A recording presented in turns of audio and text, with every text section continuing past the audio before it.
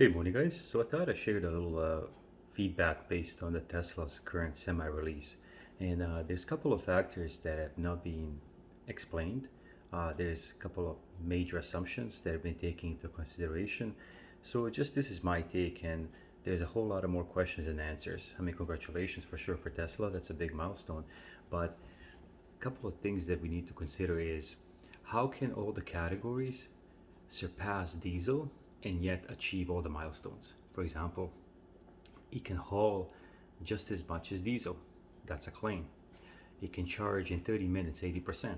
So that's a claim. Um, it can exceed apparently 500 miles on a single charge because from point A to point B was 500 miles. Typically, any new unit that advertises when they give you mileage, it's the optimal mileage based on level surface, no wind, uh, standard load, constant acceleration. So there's like zero variables to lower that mileage. So if 500 miles was a trip on a single charge, so meaning fully charged and no charge until the end, that would mean the Tesla can possibly go 650 miles in optimal conditions, right? So those were like the key factors, but something has to give.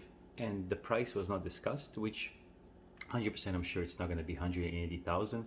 That has to be honored to the original purchases, but going forward, I don't think that's going to be honored. It might be 350, 400, typical range. But if Tesla can go 500 miles, haul exactly same as diesel, and do that all in 500 miles, out of those three things, one has to give. You cannot haul same weight and have 500 miles if you're using the same batteries. The chemistry hasn't changed.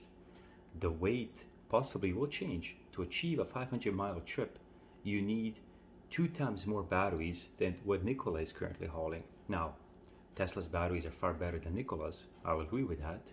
But that doesn't change the fact that you still need to add a lot more batteries to achieve that 500-mile range.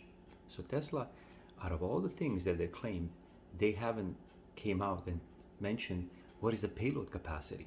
I mean, that is the most critical question that all fleets need to know. How much onions, how much wax, how much of anything can I haul, right?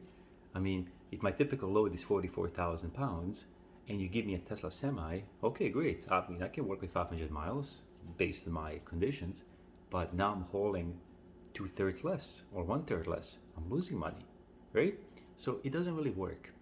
Now, let's say Tesla Semi price is 200,000 for sake of argument, or 180. You get the Tesla Semi. You still need to upgrade your grid, purchase mega chargers, install them, and also have energy storage units because you cannot tap into the grid based on the mega chargers alone. Now that's been shared what the charge rate is, right? I mean, and fleets that are going to purchase, they're not going to purchase one or two of Tesla semis. They're going to purchase 5, 10, 50, 100, right? So that's a heavy strain on the grid. So there's a lot of unknowns, a lot of fluff, a lot of fluff. And I don't think, I mean, time will tell. Obviously, time will tell where we go with this. But I'm glad that Tesla is in the game. We're promoting sustainable trucking and everything else. But to claim that we have created a solution for all in all, it's not there. Something needs to give. In my opinion, I think the payload is going to be a big kick because I don't see Tesla lying that they've achieved 500 miles in one range because that would just deteriorate everything that they've done.